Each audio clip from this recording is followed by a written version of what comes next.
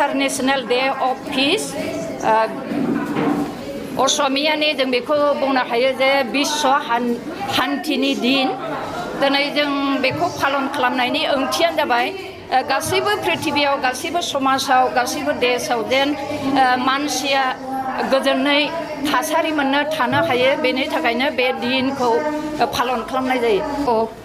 शान्तिया बारानिफ्राय बारा पृथिबियावहाय अशान्तिया बांलांबाय किन्तु बे अशान्तिनि गेजेरावनो जोङो जोंनि गेजेराव शान्तिखौ लाबोनांगौ। बिसेसकै दिनै गाबोन थांनाय बोसोरनिफ्राय बे बोसोरसिमाव जे बेमार आजार कर'ना भाइरास जोंखौ नाख्रेबबाय मानसि जाथिखौ बे कर'ना भाइरासनिफ्राय बासायनो थाखायबो सरकारा जोंखौ जोथोन लागासिनो दं हेफाजाब होगासिनो दं। बेनि थाखायनो सरकारनि थिननाय बायदि नियम नितिफोरखौ जोङो मानिनांगौ आरो बेमारफ्राव जों जेन गोग्लैया न'आव गथ' गथायजों थानाय समावबो आरो न'खरनि गुबुन गुबुन सोमोन्दो ज' थानाय समावबो जोङो बेमार आजार जोंखौ लोगो मोननो हाया बेनि थाखाय जों जानायाव लोंनायाव बेनिफ्राय थानायाव जोङो सांग्राङै साबधानै जोङो थानाया गाहाम। जुदि बे संसाराव जोङो शान्ति लाखिनांगौब्ला बिसेसकै बेमार आजारनिफ्राय रक्षा मोनोब्ला जोङो जोंनि न'खरफ्राव जों शान्ति मोनो।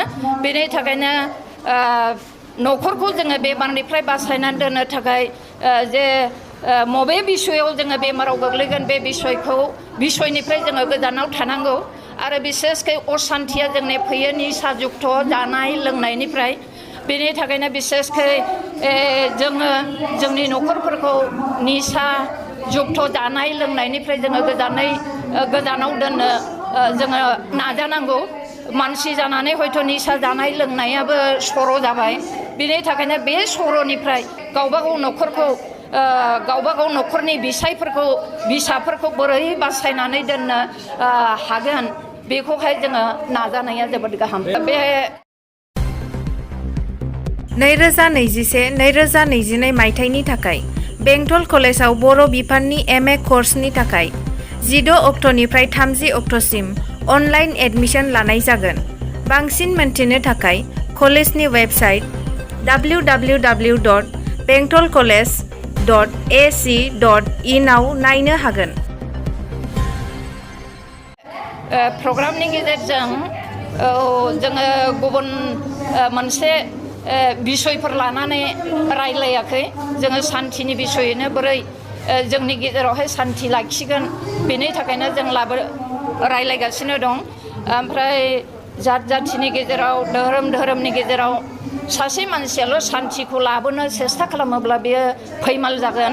बेनि थाखायनो पृथिबियाव बा जोंनि समाजाव जोंनि न'खरफ्राव जों जुदि शान्ति मोननो लुबैयोब्ला जों बयबो जों शान्तिखौ नागिरनांगोन आरो जोङो लाबोनो थाखाय सेस्था खालामनांगोन। बिसेसकै जोंनि शान्तिखौ जोङो जोंनि न'खरावनो आरम्भ खालामनांगोन होननानै आं सानो।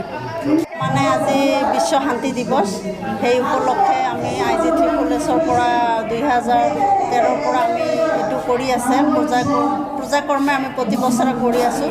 তো এইবাৰ আমাৰ IGT কলেজৰ মানে আণ্ডাৰত কিছুমান ক্লাষ্টাৰ ফেডাৰেশ্যন আমাৰ গঠন কৰা আছে। সেই ইহঁতে এইবাৰ আমি অলপ সহায় কৰিছে আৰু ইহঁতে এইটো আৰু কি গোটেইখিনি পৰ্যায়ক্ৰমে যিখিনি কৰিব লাগে কৰি কিনে ইহঁতে মানে এইটো অনুষ্ঠান আৰম্ভ। তো আমি শান্তিৰ আমাৰ এটা প্ৰজেক্টে আছে। তো আমি এই হিচাপত শান্তিৰ কাম বহুত দিনৰ পৰা কৰি আছোঁ 2014 চনৰ পৰা। তো আমাৰ গাঁৱে গাঁৱে WPC আছে উইমেন পিচ কমিটি আছে।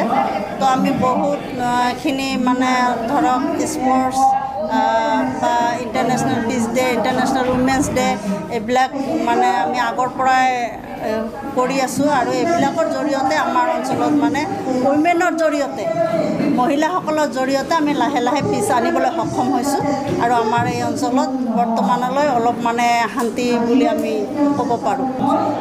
আজিৰ প্ৰগ্ৰামত মেইনলি কাৰ্যসূচী লোৱা হৈছে শান্তিৰ ওপৰতে। মানে আমাৰ ক'ভিড পেণ্ডামিকৰ কাৰণে বহুত কষ্ট পাই আছে, বহুত মানে উপাৰ্জনৰ মানুহৰ কমি আছে। সেইকাৰণে মানুহবিলাক অলপ হ'লেও মানে ভুক্তভোগী হৈছে এইটো লৈ। আৰু বিশেষ কৰি আমাৰ এৰিয়াত অলপ কিছুমান মানে কি ক'ব যাওঁ কিছুমান মানে অশান্তিও হৈ আছে।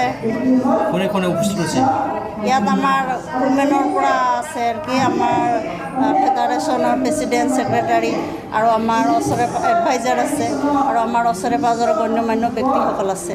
কালচাৰেল প্ৰগ্ৰাম বুলি কোৱা নাযায় কি আৰু মানে অলপ চলপ মানে ডান্স ৰখা হৈছে আৰু কি কালচাৰেলৰ ওপৰত। 2021-2022 मायथाइनि थाखाय बेंटल कलेजाव बर' बिफाननि MA कर्सनि थाखाय 16 अक्ट'निफ्राय 30 अक्ट'सिम अनलाइन एडमिशन लानाय जागोन।